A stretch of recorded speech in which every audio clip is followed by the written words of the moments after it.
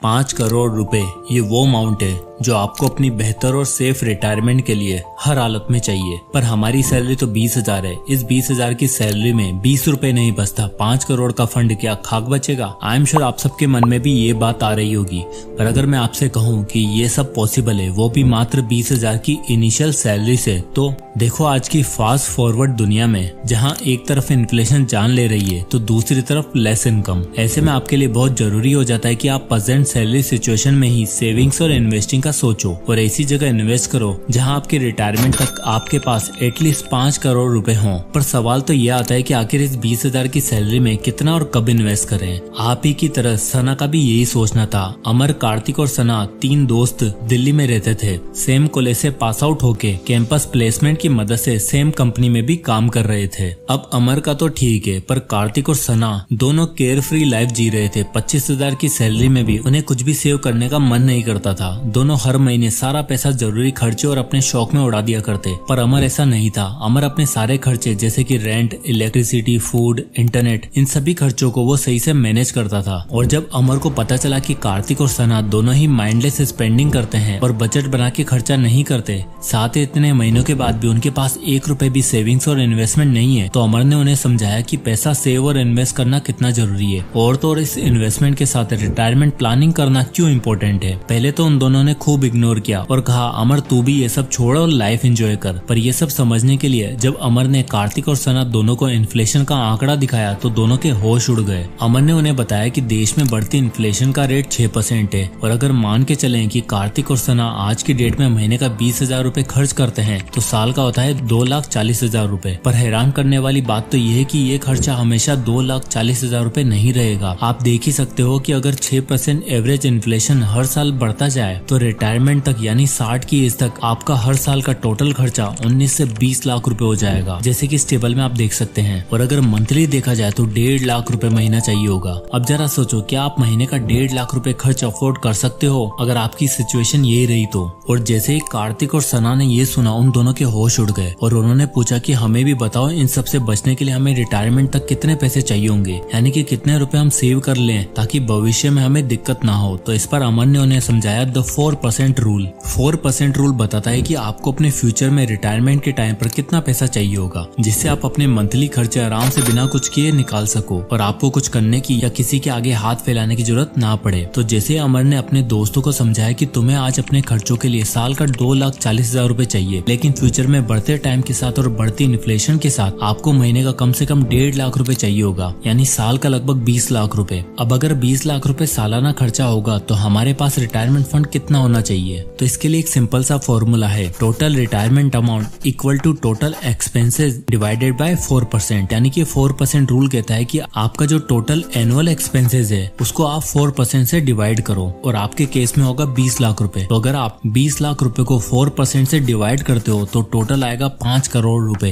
यही वो अमाउंट है जो मैंने आपको वीडियो की स्टार्टिंग में बोला था। देखो 5 करोड़ देखने में आपको बहुत ही ज्यादा लग सकता है और ये भी हो सकता है कि आप ये अमाउंट सुनकर छोड़ ही दो कि भाई हमसे तो ना हो पाएगा। पर अगर आप ध्यान से देखो तो ये सच्चाई है और ये एक ऐसी सच्चाई है जिसे देश की 96 पॉपुलेशन इग्नोर करके बैठी है। सिर्फ 4% लोग ही जागरूक है जो ये बात समझ चुके हैं और उन्होंने सेव करना भी शुरू कर दिया है। अब देखो क्या है ना, हम लोगों की सबसे बड़ी दिक्कत ये है कि हमें कभी कुछ पता ही नहीं होता कि क्या खर्चा करना है, कितना बचाना है, उसमें से कितना बचा के कितना इन्वेस्ट करना है ताकि मार्केट इन्फ्लेशन को भी बीट कर सके। और इसी चक्कर में आधी जिंदगी मौज मस्ती में उड़ा देते हैं और बाद में जब पता चलता है इसकी जरूरत महसूस होती है तो बहुत देर हो चुकी होती है। तो आज का ये वीडियो बनाने का मेरा एक ही गोल है, मैं आपकी लाइफ में कोई मिर्च मसाला, फैंटेसी या बिग बॉस टाइप न्यूज नहीं देने वाला, वो तो आप डेली वैसे भी देख ही लेते हो। बल्कि मेरा मानना ये है कि लाइफ में जो लेट इन्वेस्ट करने की बहुत बड़ी गलती अक्सर लोग करते हैं, आपको वो न करने दूं और जितना हो सके उतना जल्दी आप चीजें सीख कर अपनी लाइफ में वैल्यू एड कर सके। ठीक अमर का भी कुछ ऐसा ही मानना था और जब अमर ने कार्तिक और सना को बढ़ती महंगाई और उससे बचने के लिए 4% रूल के बारे में समझाया तब उन्हें समझ आया कि इन्वेस्टिंग और रिटायरमेंट प्लानिंग सच में कितनी जरूरी है, पर उनको अभी भी ये डाउट था कि मात्र 20,000 की सैलरी से ये सब पॉसिबल भी है। और अगर हम थोड़ा लाइफ एंजॉय करके ऐशो आराम करके इन्वेस्ट करें तो क्या तब भी हम 5 करोड़ का पोर्टफोलियो अमाउंट हासिल कर सकते हैं? आई एम श्योर आप सबका भी यही सवाल होगा कि भैया 5 करोड़ तो बता दिया, अब ये बताओ कि वहाँ तक पहुँचने के लिए कितना टाइम लगेगा और कितना पैसा। तो भैया जरा ठहरो और सुनो। देखो, गोल होना चाहिए 5 करोड़, और वो भी ऐसे तरीके से जिसमें हमें सारे खर्चे बहुत इजीली निकाल पाए, लाइफ एंजॉय भी कर पाए और एक अच्छा खासा अमाउंट इन्वेस्ट करके फ्यूचर प्लानिंग भी कर पाए। उसके लिए जितना जल्दी हो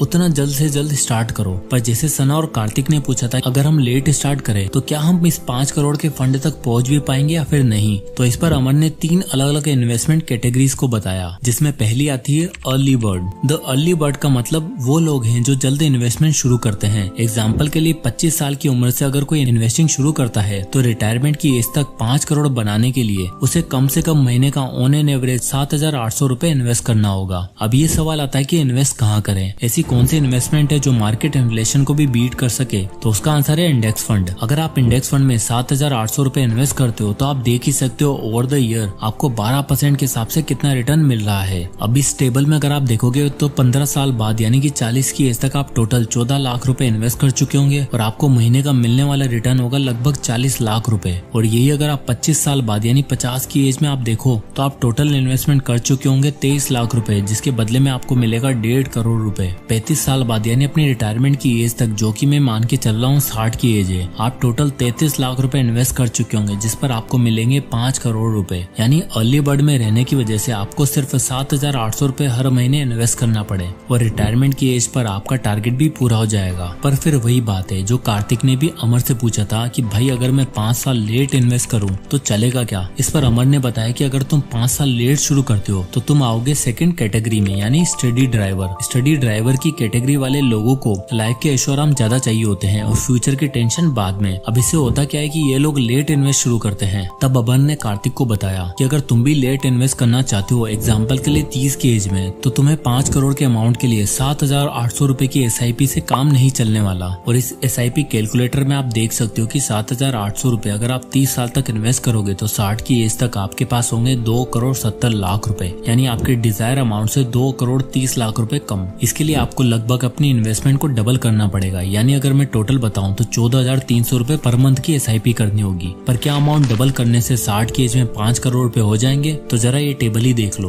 अब क्योंकि आप 30 की एज में आ चुके हो और अगर आप महीने का 14,300 रुपए इन्वेस्ट करना है तो मैं मान के चल रहा हूँ कि आपकी सैलरी 20,000 से बढ़कर 30 से 35,000 रुपए हो चुकी होगी। अब उसमें से अगर 12% के हिसाब से अगर आप इंडेक्स फंड में इन्वेस्ट करो तो आप इस टेबल में देख ही सकते हो कि 10 साल बाद यानी कि 40 की एज में आप टोटल 17 लाख रुपए इन्वेस्ट कर चुके होंगे, जिस पर आपको मिलेंगे 33 लाख रुपए। फिर 20 साल बाद यानी 50 की एज तक आप देख सकते हो कि आपकी टोटल इन्वेस्टमेंट 1 करोड़ 40 लाख रुपए की हो जाएगी। और फाइनली रिटायरमेंट यानी 60 की एज तक आपके रिटायरमेंट फंड में अमाउंट अचीव हो जाएगा 5 करोड़ रुपए। यानी यहाँ पर आपने देखा कि अगर आप 5 साल बाद यानी 30 की एज में शुरुआत करते हो तो आपको लगभग डबल अमाउंट इन्वेस्ट करना पड़ेगा अपनी रिटायरमेंट फंड बनाने के लिए। अब इस पर सना ने पूछा कि अगर 5 साल और लेट इन्वेस्ट करूँ तो, यानी 35 की एज में, तो यहीं पर आती है कैटेगरी नंबर 3, लेट ब्लूमर। अब अगर आप सोच के देखो 35 की एज में अगर आप 14,300 रुपए की SIP करोगे 12% इंटरेस्ट रेट पे, तो आप देख सकते हो 25 साल बाद यानी 60 की एज में आपके पास 2 करोड़ 70 लाख रुपए का फंड होगा। इसलिए अगर आपको लेट शुरू करके 5 करोड़ रुपए का रिटायरमेंट फंड चाहिए तो आपको अपने इन्वेस्टमेंट अमाउंट को पहले से डबल करना पड़ेगा, यानी कि मैं एग्जैक्ट बताऊं तो 26,600 रुपए। अब देखो यार, अगर मैं 35 साल का हूं और 25 साल से कमा रहा हूं, यानी मुझे कमाते कमाते 10 साल हो गए हैं, तो यहाँ मैं एक्सपेक्ट करके चल रहा हूँ कि आपकी सैलरी लगभग 60-70 हजार रुपए के बीच होगी, जिसमें से आपको 26,600 रुपए महीने का इन्वेस्ट करना होगा SIP के थ्रू इंडेक्स फंड में। अब इस टेबल में देखो आपको रिटर्न मिल रहा है 12% का और 10 साल बाद यानी 45 की एज तक आप टोटल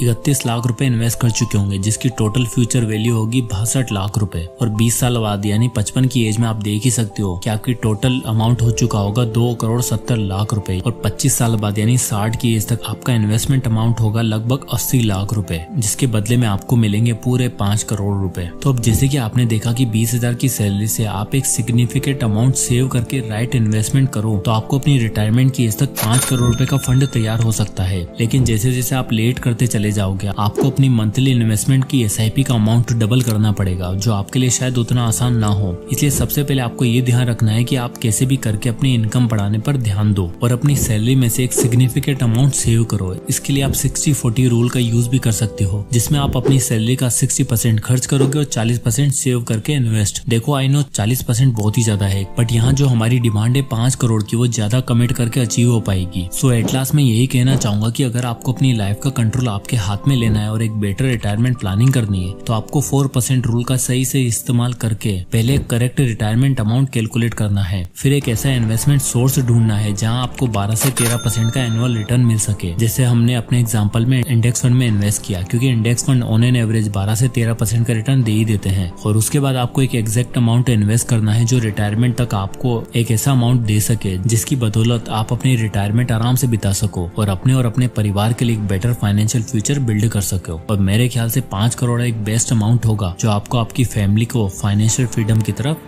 ले जाएगा। तो आई होप कि दोस्तों ये वीडियो आपको पसंद आया होगा। और इन्वेस्टिंग करने के लिए आपके पास एक डीमेट अकाउंट होना चाहिए, तो फ्री में डीमेट अकाउंट ओपन करने का लिंक आपको डिस्क्रिप्शन में फर्स्ट कमेंट में मिल जाएगा। आप वहां से अपना डीमेट अकाउंट ओपन कर सकते हैं। इसी तरह के वीडियो के लिए चैनल को सब्सक्राइब करें। तो मिलते हैं नेक्स्ट वीडियो में, तब तक के लिए जय हिंद।